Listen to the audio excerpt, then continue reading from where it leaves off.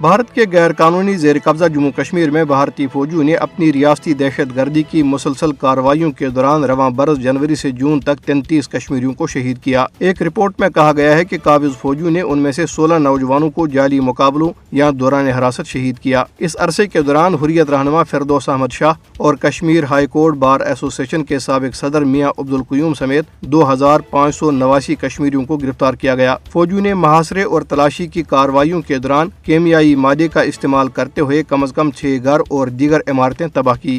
اس عرصے کے دوران جامعہ مسجد سری نگر اور عیدگاہ سری نگر میں جمعۃ الوداع، عید الفطر اور عید الاضحیٰ کی نماز کی اجازت نہیں دی گئی۔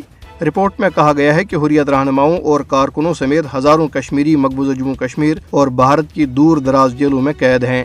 کل جماعتی حریت کانفرنس کے ترجمان ایڈوکیٹ عبدالرشید منہاس نے سری نگر میں جاری ایک بیان میں کہا ہے کہ ہندوؤں کی امرناتھ یاترا کی وجہ سے بھارتی ریاستی دہشت گردی کا مسلسل شکار کشمیری مزید مسائل اور مشکلات سے دوچار ہو گئے ہیں۔ انہوں نے کہا کہ مودی حکومت نے امرناتھ یاتریوں کی سیکورٹی کی آڑ میں مقبوضہ علاقے میں محاصرے اور تلاشی کی کارروائیوں اور گھروں پر چھاپوں کا سلسلہ تیز کر دیا ہے۔ ترجمان نے کہا کہ یاترا کے دوران مقبوضہ علاقے میں بھارتی فورسز کے 1 لاکھ کے قریب اضافی اہلکار تعینات کیے گئے ہیں، جنہوں نے علاقے میں گاڑیوں، مسافروں اور راہگیروں کی تلاشی کا سلسلہ تیز کر دیا ہے، جس کی وجہ سے عام لوگوں کی مشکلات بڑھ گئی ہیں۔ ترجمان نے مزید کہا کہ بھارتی حکومت ایک طرف یاتریوں کو تمام سہولیات فراہم کر رہی ہے، جبکہ دوسری طرف اس نے کشمیری مسلمانوں کے دینی حقوق بھی سلب کر لیے ہیں اور وہ انہیں جمعہ اور عید کی نمازوں کی ادائیگی اور محرم الحرام کے جلوسوں سے روک رہی ہے۔